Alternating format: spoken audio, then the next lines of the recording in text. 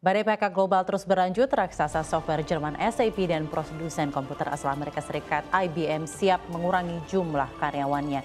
SAP berencana melakukan pemutusan hubungan kerja atau PHK terhadap 3.000 karyawannya atau 2,5% dari total tenaga kerja globalnya. Langkah tersebut dilakukan demi memangkas biaya produksi dan fokus pada bisnis cloud. Sebelumnya, perusahaan teknologi IBM juga telah mengumumkan akan memangkas 3.900 karyawannya.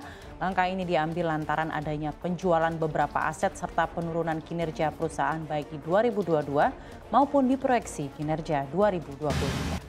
IBM yang sudah mengumumkan bahwa akan menunda perekrutan karyawan yang bisa digantikan oleh AI pekerjaannya.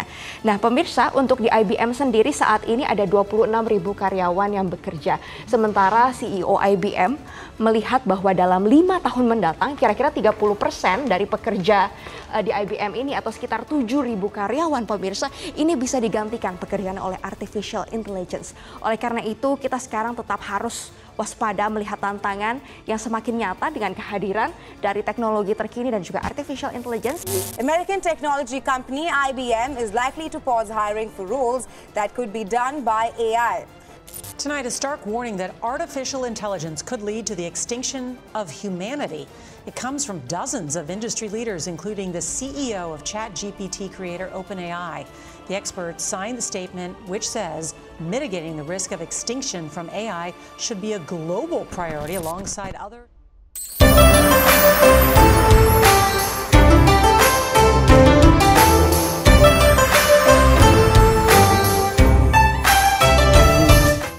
Banyak banget nih akhir-akhir ini ya sudah menggunakan robot alias AI. Lihat nih, acara-acara di TV sudah mulai pakai AI alias artificial intelligence.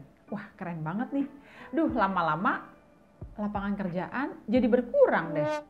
Ada berita lagi nih, 7.500 karyawan IBM digantikan sama AI. Banyak juga ya. Dan diikuti oleh banyak perusahaan juga yang stop rekrut karyawan untuk back office-nya. Aduh, kok serem.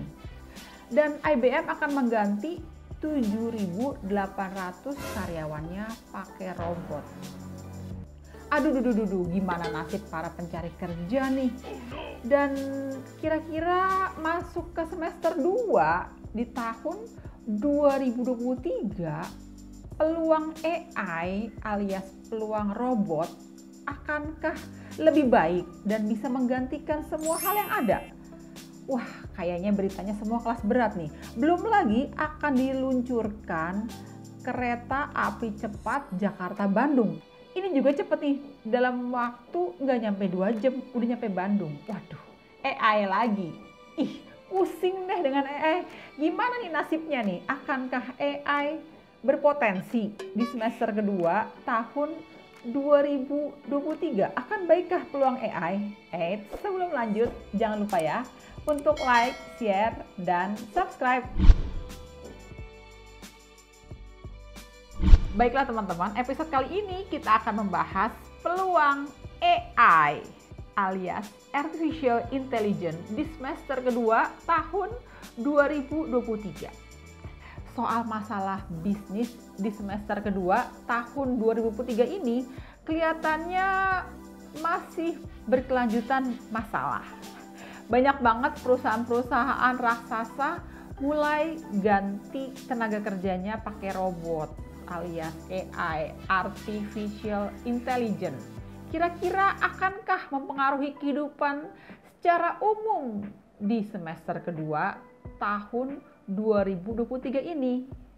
Nah, sebenarnya nih, teknologi yang berhubungan dengan robot-robot itu, kalau secara Feng Shui, robot itu berhubungan dengan mesin-mesin. Dan mesin-mesin merupakan elemen logam. Jadi, sebenarnya teknologi AI masuk ke dalam elemen logam. Tapi logam gak cuma AI doang loh. Ada juga otomotif, e-commerce, lalu juga ada teknologi dan lain sebagainya.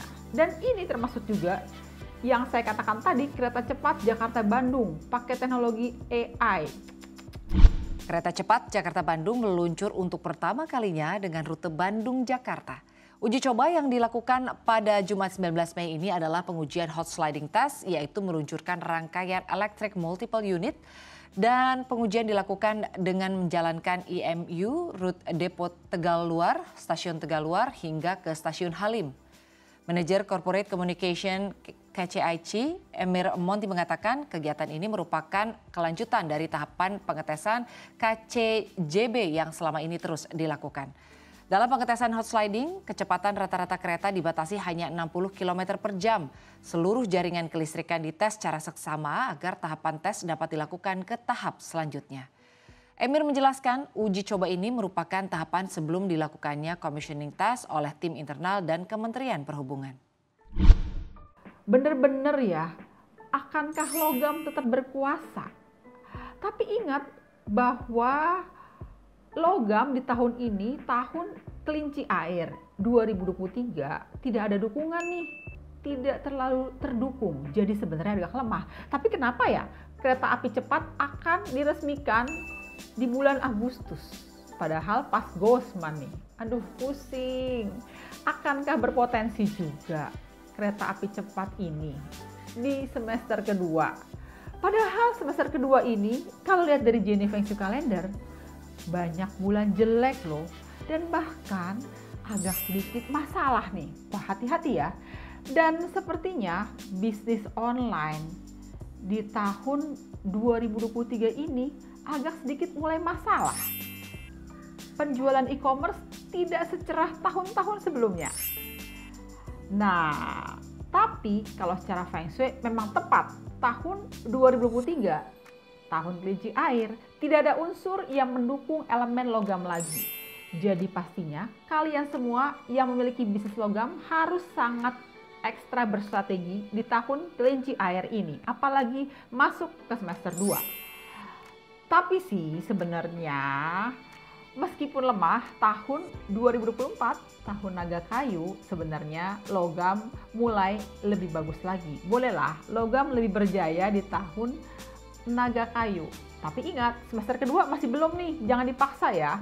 Makanya bisnis online benar-benar agak-agak berat dan harus berstrategi di semester kedua ini. Jadi sepertinya munculnya robot-robot alias AI di semester kedua tahun 2023 ini sedang tidak ada dukungan. Jadi nggak perlu takut juga nih, logam memang lagi berat nih di semester kedua tahun 2023 karena nggak ada dukungan.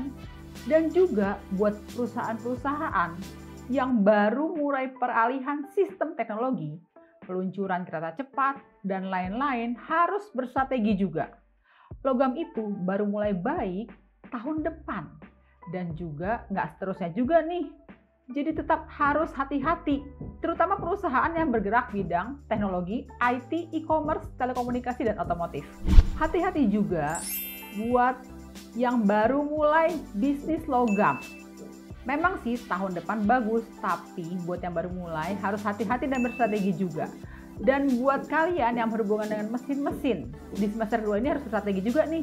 Karena logam sedang kurang dukungan. Bisa aja beberapa mesin kalian bisa masalah nih. Hati-hati dengan komputer, dengan mobil, motor, gadget, dan lain sebagainya. Hati-hati nih, logam di semester kedua berpeluang masalah. Dan ada catatan beberapa sio tertentu yang harus berstrategi di bidang logam. Di tahun ini agak berat nih, terutama sio macan, sio kelinci, sio ular, sio kuda, sio monyet, sio ayam, dan sio tikus. Lalu sio apa lagi ya yang masih bisa berekspresi di bidang logam? Di semester kedua ini yang masih bisa berekspresi adalah sio naga, sio kambing, sio kerbau, dan sio anjing. Dan bahkan ada yang lagi hoki di semester kedua ini adalah sio babi. Tapi untuk pengembangan bidang logam semester kedua ini sebaiknya tahan dulu deh. Jangan terburu-buru, nanti bisa masalah. Nah, berikut adalah tips-tips bisnis logam di semester kedua tahun 2023. Jangan kebawa FOMO, nanti malah semester kedua ini tambah berat nih. Jangan ikut-ikutan untuk mulai logam atau memperluas bidang logam. Berstrategi supaya tahun 2023 ini bisnis logam kalian bisa bertahan sampai dengan akhir tahun dan tidak banyak masalah. Lalu jangan memperluas usaha logam dulu deh karena ada peluang masalah. Slow but sure, harus bertahan langkah satu persatu. Pengembangan tahun depan aja dulu deh. Nah, sekian dulu tips dari Jenny Feng Shui berhubungan dengan AI di era logam semester kedua tahun 2023. Jangan lupa untuk like, share, dan subscribe Jenny Feng Shui Friends for Life.